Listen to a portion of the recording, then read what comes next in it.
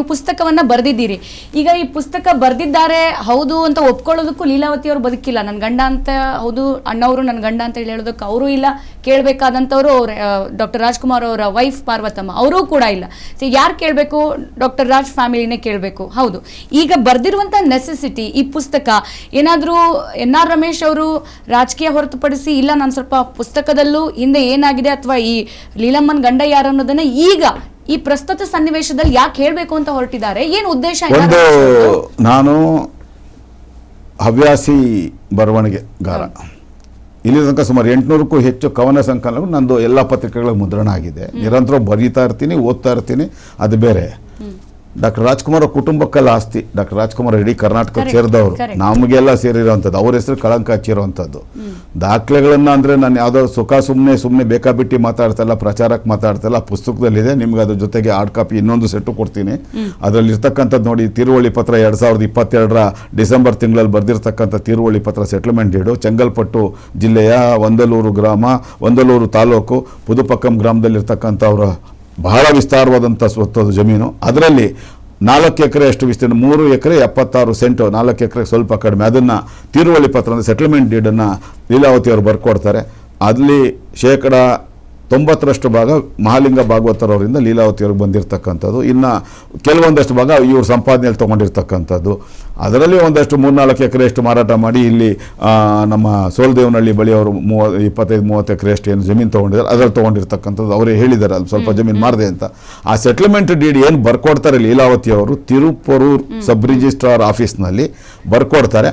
ಆ ಬರ್ಕೊಟ್ಟಿರ್ತಕ್ಕಂಥ ತಿರುವಳಿ ಪತ್ರವನ್ನೇ ನಾವು ಅಧಿಕೃತ ದಾಖಲೆಗಳನ್ನು ಸರ್ಟಿಫೈಡ್ ಕಾಪೀಸನ್ನು ತೊಗೊಂಡಿರ್ತಕ್ಕಂಥ. ಅದರ ಜೊತೆಗೆ ಅಲ್ಲಿರ್ತಕ್ಕಂಥ ಸಂಪೂರ್ಣ ಅವರ ಸ್ವತ್ತಿನ ಎಲ್ಲ ಪಾಣಿಗಳು, ಅಂದ್ರೆ ಅಲ್ಲಿ ಪಟ್ಟ ಅಂತ ಕರೀತಾರೆ, ನಾವು ಪಾಣಿ ಅಂತ ಕರಿತೀವಿ. ನೀವು ನನ್ನ ಪ್ರಶ್ನೆಗೆ ಬರ್ತಾ ಇಲ್ಲ. ನಾನು ಕೇಳಿದ್ದು ಈಗ ರಾಜಕೀಯ ಸನ್ನಿವೇಶ ಈ ಸಂದರ್ಭದಲ್ಲಿ ಲೀಲಮ್ಮ ನಿನ್ನ ಗಂಡ ಯಾರಮ್ಮ ಅಂತ ಬರೆದು ಅದನ್ನ ಹೆಂಗೆ ರಾಜಕೀಯದ ಮುಖಾಂತರ ಎನ್ಕ್ಯಾಶ್ ಮಾಡ್ಕೊಳ್ಳಕ್ಕೆ NR ರಮೇಶ್ ಅವರು ಟ್ರೈ ಮಾಡ್ತಿದ್ದಾರೆ? ನಿಮಗೆ ನನ್ನ ಬಗ್ಗೆ ಗೊತ್ತಿಲ್ಲ ಅಂತ ನಾನು ಅನ್ಕೊಳ್ತೀನಿ. ಇಲ್ಲ ಒಂದ್ ನಿಮಿಷ. ನಾನು ಅಖಿಲ ಕರ್ನಾಟಕ ಡಾಕ್ಟರ್ ರಾಜ್ಕುಮಾರ್ ಅಭಿಮಾನಿ ಸಂಘಗಳ ಒಕ್ಕೂಟದ ಗೌರವಾಧ್ಯಕ್ಷ. ಆಯ್ತಾ? ನಾನು ರಾಜಕಾರಣಕ್ಕೆ ಬರಕ್ ಮುಂಚೆ ಅಂದ್ರೆ ಡಾಕ್ಟರ್ ರಾಜ್ಕುಮಾರ್ ಅಭಿಮಾನಿ ಸಂಘದ ಅಧ್ಯಕ್ಷನಾಗಿ ಕೆಲಸ ಮಾಡ್ಕೊಂಡು ಬರ್ತಾ ಇರೋಂಥದ್ದು. ಇದು ರಾಜಕಾರಣಕ್ಕೆ ಬಳಸ್ಕೊಳ್ಳೋಂಥದ್ರಲ್ಲಿ ಯಾವ್ದಿದೆ? ಆ ಪ್ರಶ್ನೆ ಯಾಕೋ ಅದು ಸರಿ ಇಲ್ಲ ಅಂತ. ಯಾಕಂದ್ರೆ ಇವಾಗ ಯಾವ್ದಿದೆ ರಾಜಕಾರಣ? ಈಗ ಯಾವ್ದಾದ್ರು ಚುನಾವಣೆ ಇದೆಯಾ? ಯಾವ್ದಾದ್ರು ವಿಧಾನಸಭೆ ಚುನಾವಣೆನೋ, ಪಾರ್ಲಿಮೆಂಟ್ ಎಲೆಕ್ಷನ್ ಅಥವಾ ಕಾರ್ಪೊರೇಷನ್ ಚುನಾವಣೆನೋ? ಯಾವುದೂ ಇಲ್ಲ.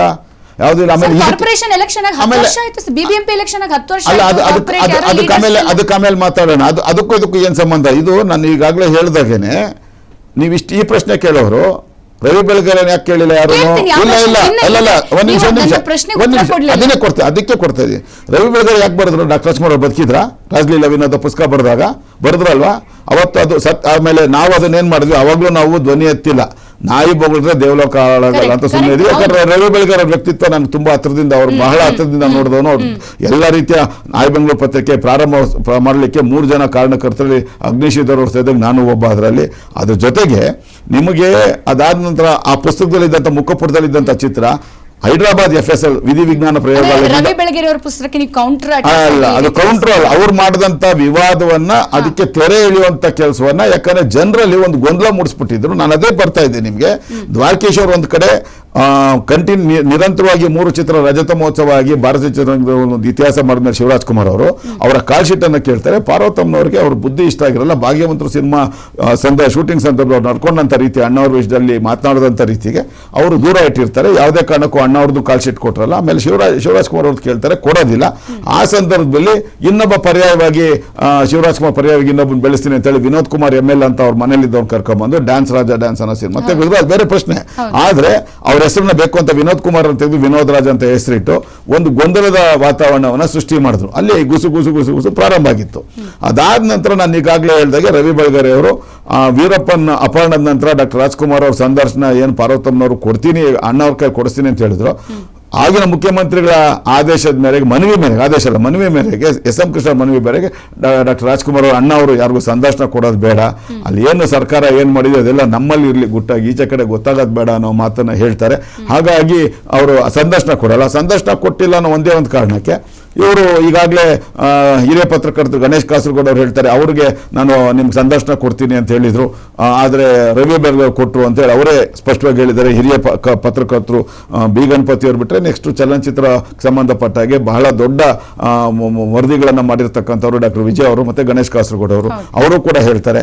ಇವರು ಇಲ್ಲಿ ಈ ಸಂದರ್ಭದಲ್ಲಿ ರಾಜಲೀಲಾ ವಿನೋದ ಪುಸ್ತಕ ಬರೆದ ಮೇಲೆ ನಾವು ಯಾಗಾದರೂ ಮಾಡಿ ದಾಖಲೆಗಳನ್ನ ಇದು ಮಾಡಬೇಕು. ಮೊದಲನೇದಾಗಿ ನಾವು ಏನು ಮಾಡಿದ್ವಿ, FSL ಮೂಲಕ ಸೈಬರ್ ಕ್ರೈಮ್ ಪೊಲೀಸರು ದೂರು ಕೊಡ್ತೀವಿ, ಇದು ನಕಲಿ ಚಿತ್ರ, ಇದು ಹೌದಾ ಇಲ್ವಾ ಇದು ಮಾಡಬೇಕು ಅಂತ. ಆಗ ಬಸವನಗುಡಿ ಸೈಬರ್ ಕ್ರೈಮ್ ಪೊಲೀಸ್ನವರು ಇದನ್ನು ನೋಂದಣಿ ಮಾಡಿಕೊಂಡು ಅದಕ್ಕೆ ಸಂಬಂಧಪಟ್ಟ ವರದಿ ಬೇಕು ಅಂತೇಳಿ FSL ಕಳಿಸಿದಾಗ FSL ರಿಪೋರ್ಟ್ ಬರುತ್ತೆ, ಇದು ಫ್ಯಾಬ್ರಿಕೇಟೆಡ್ ಫೋಟೋ ಅಂತ ಹೇಳಿ ಸೃಷ್ಟಿಸಲ್ಪಟ್ಟ ಕೃತಕ ಫೋಟೋ ಅಂತ ಬರ್ತದೆ. ಅಲ್ಲಿಗೆ ನಾವು ಸುಮ್ಮನೆ ಇದ್ವಿ. ಅದಾದ ನಂತರ ತಾಯಿ ಮಗ ಇಬ್ರು ನಿರಂತರವಾಗಿ ಜೀವನ ಪೂರ್ತಿ ನಾಟಕ ಮಾಡ್ಕೊಂಡೇ ಬರ್ತಾ ಇದ್ದಂಥವ್ರು. ಅವರ ಹಿನ್ನೆಲೆ, ಅವರ ಮೂಲ ಯಾರಿಗೂ ಹೇಳಿರಲಿಲ್ಲ. ನಾವು ಪತ್ತೆ ಮಾಡಿದ್ಮೇಲೆ ಗೊತ್ತಾಯ್ತು ಲೀಲಾವತಿ ಅಲ್ಲ ಅವ್ರ ಹೆಸರು ಲೀನಾ ಸೀಕ್ವೆರಾ ಅಂತ ಅಂದ್ಬಿಟ್ಟು. ಅವರ ಇನ್ನೊಬ್ಬರು ತಂಗಿ ಇದ್ದಾರೆ ಏಂಜಲಿನಾ ಸೀಕ್ವೆರಾ ಅಂತ. ಅವರ ಗ್ರಾಮ ಹುಟ್ಟಿದ್ದು ಮೂರಾ ಅನ್ನೋ ಒಂದು ಗ್ರಾಮ ಬೆಳ್ತಂಗಡಿ ತಾಲೂಕಿನಲ್ಲಿ ಅಂತ. ಇಲ್ಲಿ 13ನೇ ವಯಸ್ಸಿಗೆ ಬೆಂಗಳೂರಿಗೆ ಬರ್ತಾರೆ. ಬೆಂಗಳೂರಿಗೆ ಬಂದು ಸುಬ್ಬಯ್ಯ ಅನ್ನೋರ ಮನೇಲಿ ಆಶ್ರಯ ಪಡೀತಾರೆ, ಕೊಡಗು ಮೂಲದವರು. ಅಲ್ಲಿ ಅವರೇ ನಮ್ಮ ತಂದೆ ಅಂತ ಇದು ಮಾಡ್ತಾರೆ. ಅದಾದ ನಂತರ ಆ ನಂತರ ನಿಮ್ಗೆ ಹೇಳ್ತೀನಿ, ಇದು ಯಾವಾಗ ಇವರು ತಾಯಿ ಮಗ ಇಬ್ರು ನನಗೆ ವಿನೋದ್ ರಾಜ್ಗೆ ಹೆಣ್ಣು ಹುಡುಕೊಡಿ ಅಂತ ಪತ್ರಕರ್ತರ ಪ್ರಶ್ನೆ ಕೇಳಿದ್ರು. ನಮಗೆ ಯಾಕೆ ಇಷ್ಟೊಂದು ನಾಟಕ ಮಾಡ್ತಾ ಇದ್ದಾರೆ ಇವರು ಅಂತೇಳಿ ನೇರವಾಗಿ ಯಾವ ಮರಿಯಾ ಕುಮಾರ್ ಅಂತ ಹೇಳಿ ಹಿರಿಯ IPS ಆಫೀಸರು, ಆಂಧ್ರ ಪ್ರದೇಶ ಸರ್ಕಾರದ ಪೊಲೀಸ್ ಮಹಾನಿರ್ದೇಶಕರಾಗಿ ಕೆಲಸ ಮಾಡಿದಂಥವ್ರು ರಿಟೈರ್ಡ್ ಆಗಿದ್ದಾರೆ. ಅವರು ತಂಗಿನ ಇವ್ರು ಮದುವೆ ಆಗಿರೋದು ಅಂತ ಗೊತ್ತಾಯಿತು. ಅವ್ರನ್ನ ಸಂಪರ್ಕ ಮಾಡಿದ್ವಿ. ಅದಾದ ನಂತರ ನಿರ್ದೇಶಕ ಪ್ರಕಾಶ್ ರಾಜ್ ಮೇಹೂರ್ ಅವರು ಆ ಸಂಪರ್ಕದ ಮೂಲಕ ವಿನೋದ್ ರಾಜ್ ಅವರು ಮದುವೆ ಆಗಿದ್ದಂಥ ಅನು ಮತ್ತು ಯುವರಾಜ ಅವ್ರ ಮಗ ನೇರವಾಗಿ ಅವರು ಚೆಂಗಲ್ಪಟ್ಟುವಿನ ಲೀಲಾವತಿ ಅವ್ರ ಜಮೀನು ತೋಟದ ಮನೇಲಿ ವಾಸ ಇರ್ತಾರೆ. ಅವ್ರನ್ನ ಸಂದರ್ಶನ ಮಾಡಿ ಅವರ ಫೋಟೋ ಸಮೇತ ತಗೊಂಬಂದು ಮಾಧ್ಯಮಗಳ ಮೂಲಕ ಬಿಟ್ಟ ಮೇಲೆ ನೋಡಿ ಇವ್ರು ಎಂಥ ನಾಟಕ ಮಾಡ್ತಾ ಇದ್ದಾರೆ ಅಂದಮೇಲೆ ಅಮ್ಮ ಮಗ ಇಬ್ಬರು ಇನ್ನೊಂದು ನಾಟಕ ಶುರು ಮಾಡಿ, ಹೌದು ನನ್ನ ಮಗನ ಮದುವೆ ಆಗಿದೆ ಏನು ಇವಾಗ ಅಂತ. ಅಲ್ಲಿ ತನಕ ಮದುವೆ ಆಗಿಲ್ಲ ಹುಡುಗಿನ ಹುಡುಕೊಡಿ ಅಂತ ಇದ್ರು ಅಂತ. ಅದೇ ಲೀಲಾವತಿಯವರು ಗಣೇಶ್ ಕಾಸರಗೋಡು ಅವ್ರ ಹತ್ರ ಹೇಳಿದ್ದಾರೆ ಅಂತ ಗಣೇಶ್ ಕಾಸರಗೋಡು ಅವರು ಮೊನ್ನೆ ನನ್ನ ಜೊತೆ ಸಂದರ್ಶನ ಇದ್ದಾರೆ, ಅದು ರೆಕಾರ್ಡ್ ಆಗಿದೆ. ಅವರ ಮನೇಲಿ ಕೆಲಸ ಮಾಡ್ತಾ ಇರ್ತಕ್ಕಂಥವ್ರೊಬ್ಬರು ಅವರ ಮಗಳ ಜೊತೆಗೆ ಏನೋ ಸಂಬಂಧ ಇದಾಗಿ ವ್ಯತ್ಯಾಸ ಆಗಿ ಅದೊಂದು ದೊಡ್ಡ ರಾಮಾಯಣ ಆಗಿತ್ತು ವಿನೋದ್ ರಾಜ್ ಅವ್ರದ್ದು ಲೀಲಾವತಿ ಅವ್ರಿಗೂ ಸಂಬಂಧಪಟ್ಟಾಗ ಅಂತ ಅವರೇ ಹೇಳಿದ್ದಾರೆ. ಅವರೇ ಅದನ್ನ ನಾನು ಹೇಳಲ್ಲ, ಯಾಕಂದ್ರೆ ನನಗೆ ಸಂಬಂಧಪಟ್ಟಿದ್ದಾರೆ. ನನ್ನ ಹತ್ರ ಏನಿದ್ರು ನನಗೆ ಸಂಬಂಧಪಟ್ಟಿದ್ದು ನಾನು ತೆಗೆದಿರ್ತಕ್ಕಂಥ ದಾಖಲೆಗಳು. ಈಗ ಅವರು ಫೇಕ್ ಡಾಕ್ಯುಮೆಂಟ್ ಮಾಡಿದ್ದಾರೆ ಅಂದ್ರಲ್ಲ ಸರ್, ಅದ್ರ ಕುರಿತಂತೆ ನೀವು ಕ್ರಮ ತೆಗೆದುಕೊಳ್ತೀರಾ ಮುಂದಿನ ದಿನಗಳಲ್ಲಿ? ಒಂದು ನಿಮಗೆ ನಾನು ಒಂದು ಕಳೆದ ವರ್ಷ ಮಾರ್ಚ್ 1ನೇ ತಾರೀಕು ಒಂದು ಪತ್ರಿಕಾಗೋಷ್ಠಿಯನ್ನು ಕರಿತೀನಿ. ಇವತ್ತಿಂದಲ್ಲ ಇದು ಪುಸ್ತಕದ್ದು. ಕಳೆದ ವರ್ಷ ನಾನು ಯಾವಾಗ ಅವರ ವಿನೋದ್ ರಾಜ್ ಅವರಿಗೆ ಮದುವೆ ಆಗಿದೆ, ಹೆಂಡತಿ ಮತ್ತು ಮಗ ಇದ್ದಾನೆ ಅಂತ ಗೊತ್ತಾದ್ಮೇಲೆ ಇವರು ಜಗನ್ನಾಟಕವನ್ನು ಬಯಲು ಮಾಡಲೇಬೇಕು ಅಂತ ಹೇಳಿ ನಾವು 2023ರಿಂದ ನಿರಂತರವಾಗಿ ದಾಖಲೆಗಳನ್ನು ತೆಗೆಯುವಂಥ ಕೆಲಸದಲ್ಲಿ ಇದ್ವಿ. ನಿಮಗೆ ಗೊತ್ತಿರಲಿ, ಸರ್ಕಾರಿ ಸ್ವತ್ತುಗಳಿಗೆ ಸಂಬಂಧಪಟ್ಟ ದಾಖಲೆಗಳನ್ನು, ಸರ್ಕಾರಿ ಕಾಮಗಾರಿಗಳಿಗೆ ಅಭಿವೃದ್ಧಿ ಕಾರ್ಯಗಳಿಗೆ ಸಂಬಂಧಪಟ್ಟ ದಾಖಲೆಗಳನ್ನು RTIನಲ್ಲಿ ಕೇಳಲಿಕ್ಕೆ ಅವಕಾಶ ಇದೆ ಹೊರತು ನಿಮ್ಮ ಖಾಸಗಿ ನಿಮ್ಮ ಮನೆ ಸ್ವತ್ತು ನಿಮ್ಮ ಜಮೀನು ಬಗ್ಗೆ ಕೇಳಕ್ಕೆ ನಮ್ಗೆ ಅಧಿಕಾರ ಇರಲ್ಲ. ಹಾಗಾಗಿ ತಡ ಆಯಿತು. ಆದರೆ ಇವರು 2022ರ ಡಿಸೆಂಬರ್ ತಿಂಗಳಲ್ಲಿ ವಿನೋದ್ ರಾಜ್ ಹೆಸರಿಗೆ ಲೀಲಾವತಿಯವರು ಒಂದು ಸೆಟಲ್ಮೆಂಟ್ ಡೀಡನ್ನು ಬರ್ಕೊಟ್ಟಿದ್ದಾರೆ ತಿರುಪೂರು ಸಬ್ ರಿಜಿಸ್ಟರ್ ಆಫೀಸಲ್ಲಿ ಅಂತ ಗೊತ್ತಾದ ಮೇಲೆ ನಾವು ನಿರಂತರವಾಗಿ ಅಲ್ಲಿ ಹೋದ್ವಿ. ಅದೇ ಕಚೇರಿಯಲ್ಲಿ ಕೆಲಸ ಮಾಡ್ತಾ ಇದ್ದಂಥ ಒಬ್ಬ ನನಗೆ ತುಂಬ ಪರಿಚಯ ಇದ್ದಂಥವ್ರ ಮೂಲಕ ಅವ್ರ ಪರಿಚಯ ಆಯಿತು. ಇಬ್ಬರು ವಕೀಲರು ನನ್ನ ಜೊತೆ ನಮ್ಮ ರಾಜಕಾರಣದಲ್ಲಿ ಅವರು ಕೆಲಸ ಮಾಡ್ತಾ ಇದ್ದಾರೆ. ಬೇರೆ ಒಂದು ಪಕ್ಷದ ಜೊತೆ ಕೂಡ ಸಾಮಾಜಿಕ ಕಾರ್ಯಕರ್ತರ ಕೆಲಸ ಮಾಡ್ತಾ ಇದ್ದೆ, ವಿಶೇಷವಾಗಿ ಭ್ರಷ್ಟಾಚಾರ ವಿರುದ್ಧ ಚೆನ್ನೈನಲ್ಲಿ. ಅವರ ಮೂಲಕ ನಾನು ತಿರುಪೂರು ಸಬ್ ರಿಜಿಸ್ಟರ್ ಆಫೀಸರ್ ಕೆಲಸ ಮಾಡುವಂಥ ಒಬ್ಬ ಅಧಿಕಾರಿ ಪರಿಚಯ ಮಾಡಿಕೊಂಡು ಇವರೇನು ಸಬ್ ರಿಜಿಸ್ಟರ್ ಆಫೀಸರ್ ರಿಜಿಸ್ಟ್ರೇಷನ್ ಆಗಿತ್ತು ಆ ದಾಖಲೆಗಳನ್ನು ತೆಗೆಯೋದ್ರ ಜೊತೆಗೆ ಅಲ್ಲಿರ್ತಕ್ಕಂಥ ಚೆಂಗಲ್ಪಟ್ಟು ಒಂದಲೂರು ತಾಲೂಕಿನಲ್ಲಿ ಪುದುಪಕ್ಕಂ ಗ್ರಾಮದಲ್ಲಿರ್ತಕ್ಕಂಥ ಲೀಲಾವತಿಯವರ ಸಮಸ್ತ ಆಸ್ತಿಗೆ ಸಂಬಂಧಪಟ್ಟ ಎಲ್ಲ ಆಸ್ತಿ RTCಗಳನ್ನು, ಪಹಣಿಗಳನ್ನು, ಪಟ್ಟಗಳನ್ನು, ಗ್ರಾಮ ನಕ್ಷೆಗಳನ್ನು ನಾನು ಎಕ್ಕಿ ತೆಗೆಯೋದ್ರಲ್ಲಿ ಅವರ ಅಲ್ಲಿ ಕೊಟ್ಟಿರ್ತಕ್ಕಂಥ ಆಧಾರ್ ಕಾರ್ಡನ್ನು ಹೆಕ್ಕಿ ತೆಗೆಯೋದ್ರಲ್ಲಿ ಯಶಸ್ವಿಯಾದ. ಯಾಕಂದ್ರೆ ನಮಗೆ ಒಂದು ಕರ್ತವ್ಯ ಇದೆ. ಈ ನಾಡಿನ ಕನ್ನಡಿಗನಾಗಿ ಪ್ರತಿಯೊಬ್ಬ ಕನ್ನಡಿಗನ ಕರ್ತವ್ಯ ಈ ನಾಡಿಗೆ ಡಾಕ್ಟರ್ ರಾಜ್ಕುಮಾರ್ ಅವರು ಈ ನಾಡು ನುಡಿ ನೆಲ ಜಲ ಭಾಷೆಗೆ ಅವ್ರು ಮಾಡಿರ್ತಕ್ಕಂಥ ಸೇವೆಗೆ ನಾವು ಏನು ಮಾಡಿದ್ರು ಕಡಿಮೆನೆ. ಹಾಗಾಗಿ ಅವ್ರ ಹೆಸರಿಗೆ ದುರುದ್ದೇಶಪೂರ್ವಕವಾಗಿ ಕೆಲವೊಂದು ಪಟ್ಟಭದ್ರ ಹಿತಾಸಕ್ತಿಗಳು ಅಂಟಿಸಿದ್ದಂಥ ಕಳಂಕವನ್ನು ತೊಡೆದಾಕಬೇಕಾಗಿರ್ತಕ್ಕಂಥದ್ದು ಒಬ್ಬ ಕನ್ನಡಿಗನಾಗಿ ನನ್ನ ಕರ್ತವ್ಯ. ಆ ಕೆಲಸ ಮಾಡೋದ್ರಲ್ಲಿ ಯಶಸ್ವಿಯಾದ. ಅಂತಿಮವಾಗಿ ಮಾರ್ಚ್ 1ನೇ ತಾರೀಕು 2025ನೇ ತಾರೀಕು ಪತ್ರಿಕಾಗೋಷ್ಠಿಗಳು ಈ ಸಂಬಂಧದ ದಾಖಲೆಗಳನ್ನು ಬಿಡುಗಡೆ ಮಾಡಿದೆ.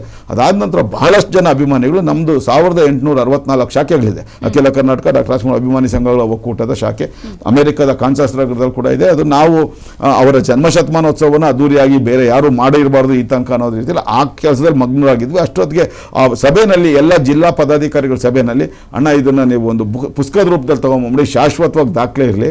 ರವಿ ಬೆಳಗೆರೆ ಮಾಡಿರುವಂಥ ಪುಸ್ತಕದಿಂದ ಇವತ್ತಿಗೂ ಒಂದಷ್ಟು ಜನ ಗೊಂದಲದಲ್ಲಿದ್ದಾರೆ, ಇದ್ರೂ ಇರ್ಬೋದೇನೋ ಅಂತ ಅಂದ್ಬಿಟ್ಟು ಅದಕ್ಕೆ ತೆರೆ ಎಳಿಬೇಕಾದ್ರೆ ನೀವೇನು ಬಿಡುಗಡೆ ಮಾಡಿದ್ರಿ ಅದನ್ನ ಪುಸ್ತಕದ ರೂಪದಲ್ಲಿ ತಗೊಂಬನ್ನಿ ಅಂತಂದ್ರು.